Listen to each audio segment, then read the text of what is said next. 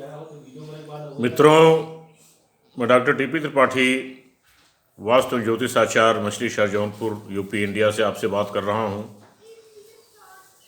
पिछले एपिसोडों में मैंने जन्म दोष काफ़ी दिए थे, उसके बहुत अच्छे रिस्पांस आए। कर्नाटका से, हरियाणा से, पंजाब से, बॉम्बे से, दिल्ली से कई फ़ोन मेरे पास आए। साहब, जैसा आपने मुख्य रूप से चतुर्दशी और अमावस्या का जो कृष्ण चतुर्दशी और अमावस्या के जो दोष थे, उससे लोग ज़्यादा प्रभावित दिखे कि साहब जैसा आपने बताया है वैसा ही मेरे जीवन में घटा है, तो कैसे क्या करें, उनका निदान बताया मैंने।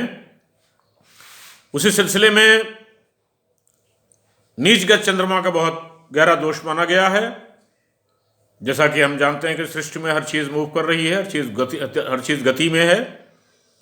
आप धरती पर भी 1625 किलोमीटर प्रति घंटा की रफ्तार से घूम रहे हो। एक चक्कर लगा देते हो 24 घंटे में। आप 365 दिन में आप सूर्य का एक चक्कर लगा देते हो। ये जैसे आप जहाज में बैठ के जा रहे हो तो आप खुद व्यक्तिगत आपकी कोई चाल नहीं, लेकिन आपकी रिलेटिव चाल है, आपकी सापेक्ष चाल है।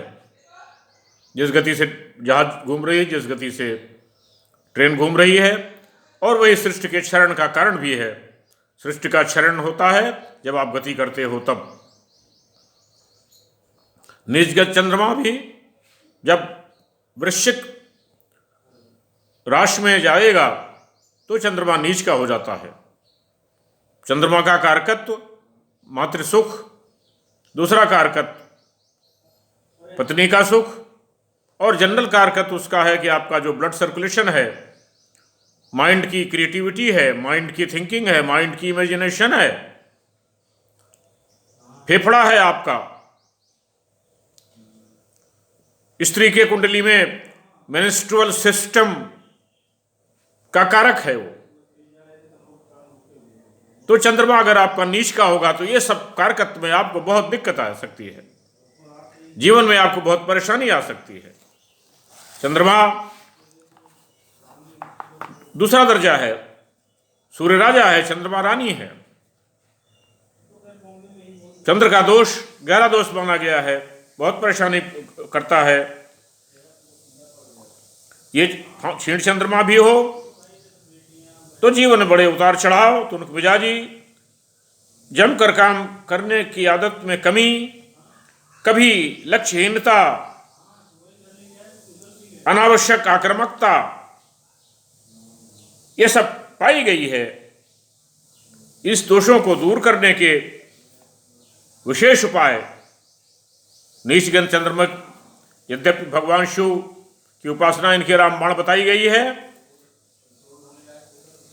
जब भी चंद्रमा आपके कुंडली में नीच का होगा, अगर विशेष तौर पर आपके लग्न में नीच का होगा, अगर आप वृश्चिक लग्न है तो आपको लीवर की प्रॉब्लम आ जाएगी, आपको फेफड़े की, जिसको अस्थमा कहते हैं, अस्थमा भी आपको हो सकता है, ब्लड प्रेशर भी आपको हो सकता है।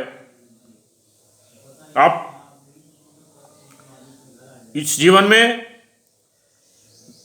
रक्त के, अगर स्त्री के कुंडली में चंद्रमा नीच का आ गया तो उसके लग्न में अगर नीच का आ गया या सप्तम भाव में नीच का आ गया तो उनका रिप्रोडक्टिव सिस्टम जो है, जननांग पर बहुत गहरा प्रभाव, नुकसानदायक प्रभाव पड़ेगा। संतान प्राप्ति में बहुत बाधा हो सकती है।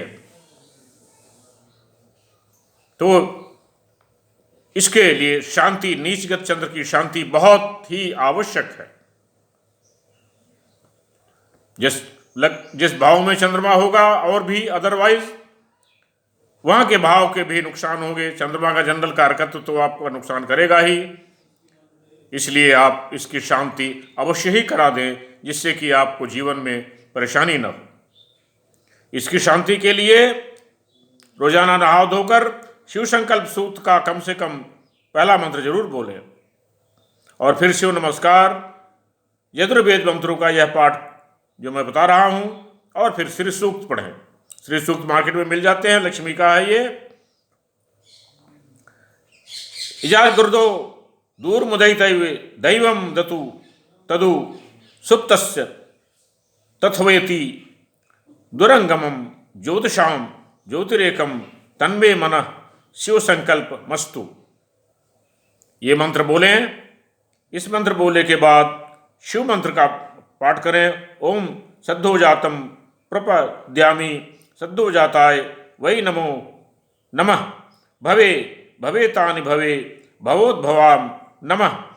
वामदेवाय नमो ज्येष्ठाय नमः श्रेष्ठाय नमो रुद्राय कारणाय कालाय नमः।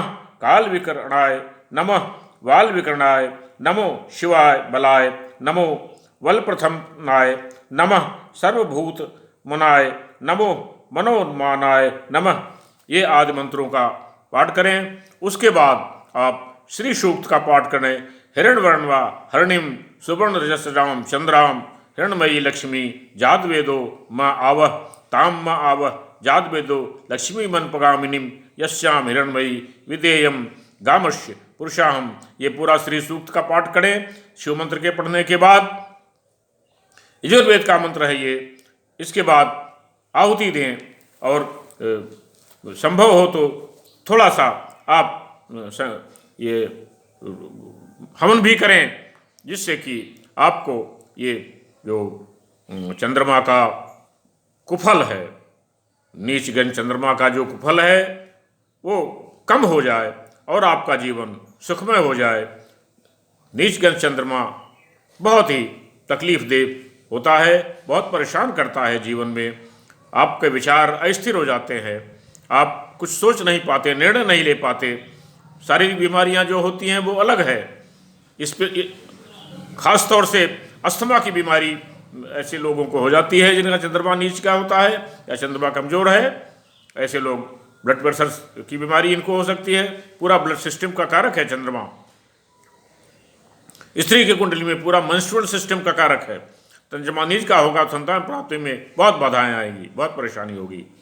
इससे आप बचें और जो मैंने उपाय बताए हैं उसकी शांति के उपाय करें तो आपको काफ़ी लाभ होगा। मेरा ये पोस्ट आप लाइक करें, शेयर करें, दूसरों को भी बताएं, क्योंकि अमूमन चंद्रमा कमजोर होता है पक्ष बली में, कभी शुक्ल पक्ष में, कभी चंद्र पक्ष में। शुक्ल पक्ष में 12 डिग्री के सूर्य के दोनों साइड में कमजोर माना जाता है।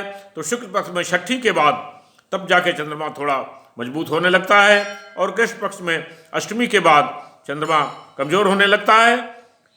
तो ये इस बात का ध्यान रखें, पक्ष बली में चंद्रमा कमजोर होता है और नीचगत हो गया तो बहुत ही मुश्किल है।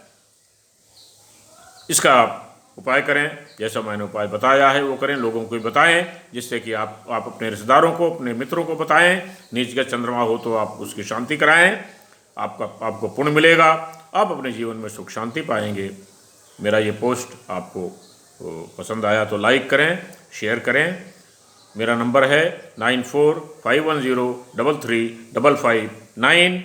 इस नंबर पर आप मुझे रिंग कर सकते हैं। नीचगत चंद्र के बारे में पूछ सकते हैं, कैसे शांति विधान किए जाएं, आप हमसे पूछ सकते हैं, और जिससे कि आपको इसका लाभ मिल जाए, आप इसके नुकसान से बच जाएं और आपका जीवन सुख और समृद्धि पूर्ण रहे। यही मेरा उद्देश्य है। तब तक के लिए नमस्कार।